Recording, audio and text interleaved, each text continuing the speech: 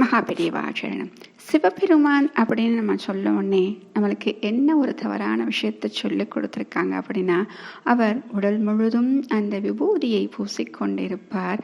அந்த பொடிக்கு என்ன சொல்லுவாங்க அப்படின்னா சுடலை பொடி அப்படின்னு சொல்லுவாங்க. ஏன்னா திருஞான சம்பந்தர் பாடிய முதல் பாடல் சொல்லும் பொழுது, தோடுடைய செவியன் விடையேறியோர் தூவெண்மதி சூடி காடுடைய சுடலை பொடி பூசி.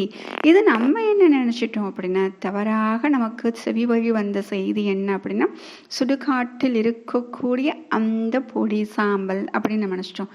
ஆனா இது மிகவும் தவறு. எப்படி சொல்லுவாங்க அப்படின்னா, சுடலை காடு அப்படிங்கிறதுக்கு என்ன உண்மையான பொருள் அப்படின்னா, காடுகள் இருக்கு இல்லையா, இந்த காடுகள்ல மின்னல் போன்றதுனால வரக்கூடிய தீ வரும். அந்த தீயினால காற்றால இயற்கையாகவே கிடைக்கக்கூடிய வில்வம், துளசி இலை, அருகம்புல், திருநீற்றுப்பச்சிலை இது போன்ற மூலிகைகள் என்ன ஆகும் அப்படின்னா அப்படி எரிஞ்சு சாம்பலா போயிருமா.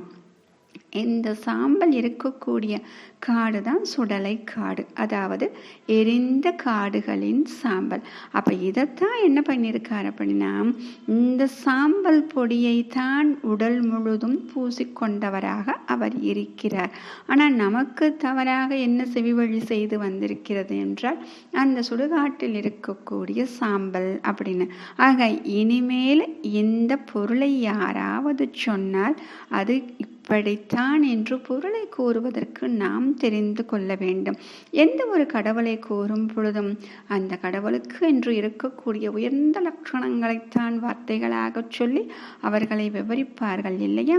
அப்படித்தான் அந்த உயர்ந்த லட்சணமாக இருக்கக்கூடியது அந்த சுடலை பொடி பூசி அப்படின்னு சொல்லக்கூடியது. அப்ப இந்த வார்த்தையினுடைய பொருளை நாம் தெரிந்து கொள்ளுவோம்.